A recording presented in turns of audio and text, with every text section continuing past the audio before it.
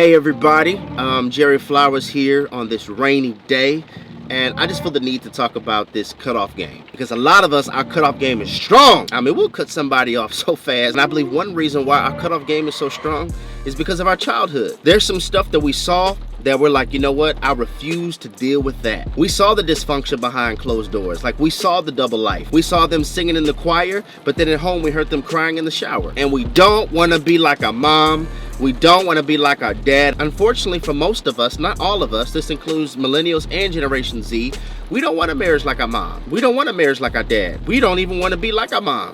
We don't even want to be like our dad. It's sporadic cases where some people do, but for the most part, we don't want that. And so I believe that has added strength to our cutoff game. Any unnecessary drama or trauma that mirrors my childhood, bro, I'll cut you off so fast. And so now the struggle becomes between discerning who to cut off and who to love through, which leads me to the second origin, I believe, on why our cutoff game is so strong. We lack patience. We want love, but do we have the patience for it? So many of us want the finished product and not the work in progress. And some things legitimately take time. I'm not the same man year 8 of marriage that I was year 1 of marriage. Now I'm more patient. Now I'm more sacrificial. Now I'm more understanding. Now I'm more tender. Now I'm more vulnerable. Listen, relationships show you how ugly you are. It's not always about how ugly they are or what they did. Relationships, period, show you how jacked up, how flawed, how selfish, and how ugly you are. Which is why I believe many times people end relationships so quickly and can't commit to anything or any relationship for an extended period of time,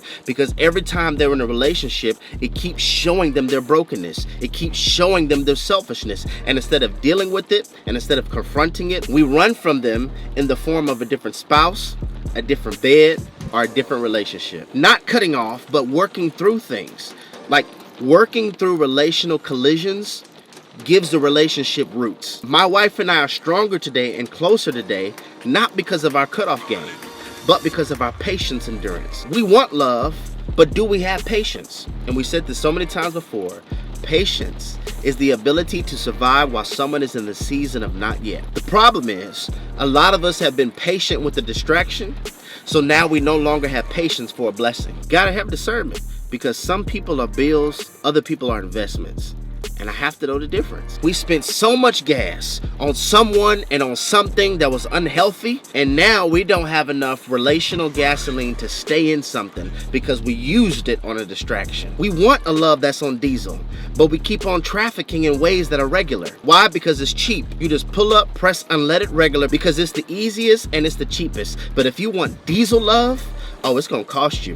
You're gonna have to pay a little bit more, and it's a longer process if you want to have a different level of gasoline in your tank to be able to endure every season and survive. Love is patient, and patience is the ability to survive while someone is in a season of not yet. And my prayer is, may God give us relationships that speak our language so that we don't have to spend the rest of our lifetime translating our heart. Third reason I believe why our cutoff game is so strong, bad planters. Bad planters are people who are in our life before somebody else arrived. We'll be with somebody new and have trust issues with them, and they haven't really issued us a reason to doubt them or to not trust them. It's due to your past, and now they have to deal with the lawn of your heart that hasn't been mowed. So there's all this stuff they keep saying, I didn't mean it like that. What are you talking about? Where is this coming from? I didn't even say that. No, I didn't do that. They have to keep speaking this language because a lot of times we're bleeding on people who didn't cut us. The lawn of our heart hasn't been mowed. We haven't dealt with the childhood trauma. We haven't dealt with the pain of that ex. We haven't dealt with the insecurities. We haven't dealt with what we don't like seeing in the mirror. There's all this stuff. We haven't dealt with them. We weren't intentional. We haven't been intentional with healing.